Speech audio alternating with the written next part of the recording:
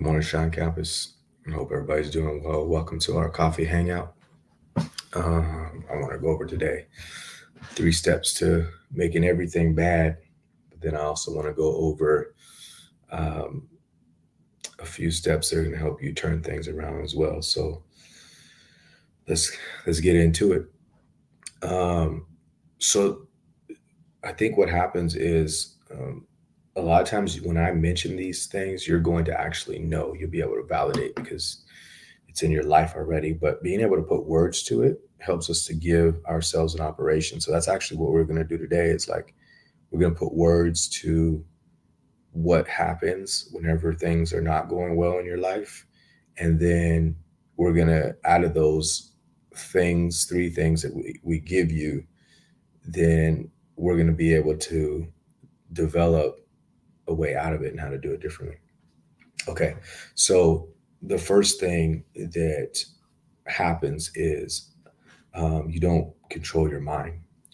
And so, what happens if you don't control your mind? Well, what controls your mind is everything that you've already experienced. It's all the definitions that you haven't necessarily come up with, but that um, that are kind of stuck in there. An example of that is I remember this situation where um, a granddaughter is cooking turkey for the family, and the family um, way of doing it is to split the turkey in half and put it in the oven. And so she splits the turkey in half and does all the recipe stuff that they said. And she gets a chance actually to cook this Thanksgiving dinner, and then um, and this is probably going to be the great grandmother's last time there. So she says, let me go ahead and ask her like how she was so genius to split the turkey in half and create this amazing tasting turkey. So um, so she asked grandma, great grandma, um, hey, what came up for you that made you know that if you just split it in half that it's going to taste so good? And then the great grandmother says, oh honey, I that splitting the turkey in half has nothing to do with how it tastes. um, I just did that because our ovens were too small to fit the big old turkey that we had for the big size family that we had. So if I split it in half, I can get it in the oven, right? So the thinking of that situation started way different than what it became. So it started out because that's all they had and they had to make do. What it ended up was that's the reason the turkey tastes so good is because it gets split in half, right? Um, so it's interesting how we just adopt thoughts. Sometimes it's not even accurate for um, where it even originated or the reason it originated, but we're kind of just going with it and thinking or linking it to certain things. And so the way that we think about things, we need to be hyper aware of. And if anybody would have stopped and thought about like, hey, what's going on? Like, why does the turkey, or even ask the question like the great granddaughter did, um, it would have been it would have been helpful, right? So where we get our thoughts from, how we're informed about things, the way that we're defining um, the world around us, our experiences in the world is super important. A lot of times we're not paying attention to them and they are running us. And the reason they're running us is the second thing that kind of creates a situation that makes everything go bad in our life, which is the thoughts end up um, contributing to how we feel about a certain thing, right? And so um, as we feel a certain kind of thing, whether it's that we're enticed or um, that we don't want to go do a certain situation, whatever it is, that feeling that we get, we start having a habit um, of following whatever the feelings are, right? And so that makes it hard in life because a lot of times we're going on, oh, I feel like doing this, and so I'll do this. I don't feel like doing that, so I won't do that situation. And there couldn't be something more harmful when you start training that ability inside of you to go with or against feelings. So think about like the athlete, right? A lot of times, the higher level athletes, you'll hear about them not going based on their feelings, but going based on the goals that they are trying to achieve, right? But what if you've trained in your life, and for the athletes who don't make it, you'll see they have trained this sense of, man, I don't feel like doing it, or that's not something that feels good to me, right? And so because of that, they'll go with the feeling over the long term goal that they have, right? And so that can actually work the other way as well too. But the important part is our relationship with our feelings is really important. Our relationship and our knowledge about what we're doing when we're feeling certain ways is really important. And so if we're not paying attention to it, we will just go with our feeling. Not only will we go with it, the first thing is we'll allow that feeling to grow, right? So the feeling of wanting to not, for the athlete, wanting to not get up and do the extra step of having to go to the gym or having to do the second workout of the day. Those feelings of being able just to be complacent start, or even be connected to other things, right? Like I want to socially go do things, but I don't necessarily want to get stronger in the gym, right? These are just examples that you can use and probably carry over to your situation. And so if you let the feeling grow, that's one, it's going to be an issue. And then if you aren't paying attention to what you're doing, and we'll get to that, it's going to be the third one in a second, uh, to interact with that feeling, it's going to be really important, or you're going to have a hard time. Okay, so the third thing that feeling leads to this, the third thing that's going to create a situation where everything goes bad, is you start doing the wrong things, right? And so I started alluding to it as we're talking about the feeling, because a lot of times um, whenever we see feelings, we usually see them in doing. Isn't that interesting? But the truth is they're separate, right? So that's why I'm able to break down. We're talking about that thought scenario that you have and the way you think about things and define things. But then we're talking about the feeling scenario, which is the outcome of how you thought and defined it.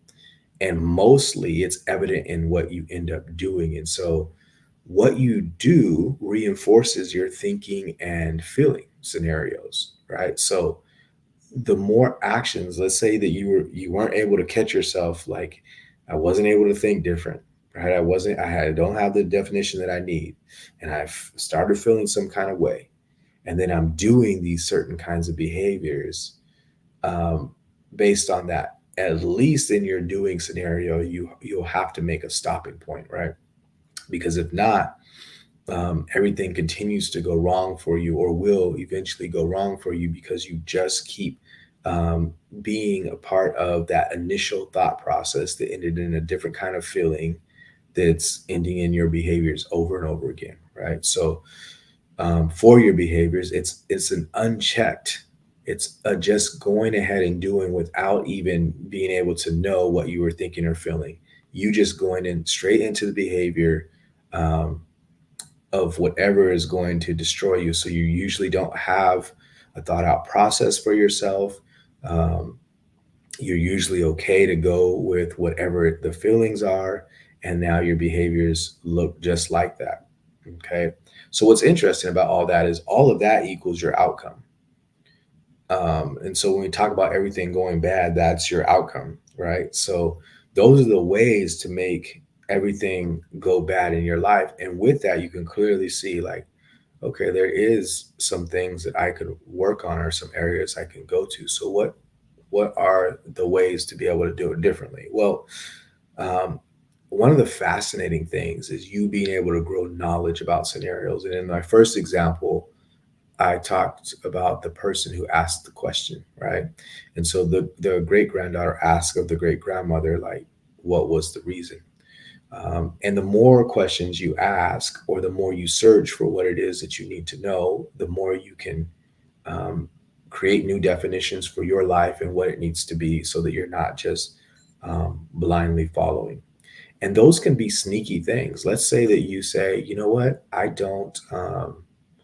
dislike God, or I dislike religion, or whatever that scenario is for you. Where did that come from? Like, who told you that? Like, how did that start happening, right? What made that happen? And what you'll see is that it probably isn't an automatic intrinsic thing. It usually is some kind of thought process that got entered in some conflict or scenario that you had, right? And so that's a sneaky one where you don't even think that you're thinking, right? But you are. And so as the as that scenario goes, or as you do reflection, you start thinking about more about what it is that you're thinking about than the thoughts that you have. What are you really doing in your life? Then everything changes for you. Okay, so um, the challenge there is for you to really kind of think about, like, I need to I need to revisit my thinking. I need to build my thinking. I need to find more information. I need to fact check information. Like, I need to check the sources that I'm getting information from. Right. Again, if we go back to the example, like, if all the parents are doing that, everybody's cooking that scenario, and nobody's checking on the reason that they're doing it, then I'm just getting handed down information, and it's probably getting watered down by the time it got to me. But I need to know. I need to know where it's coming from. All right.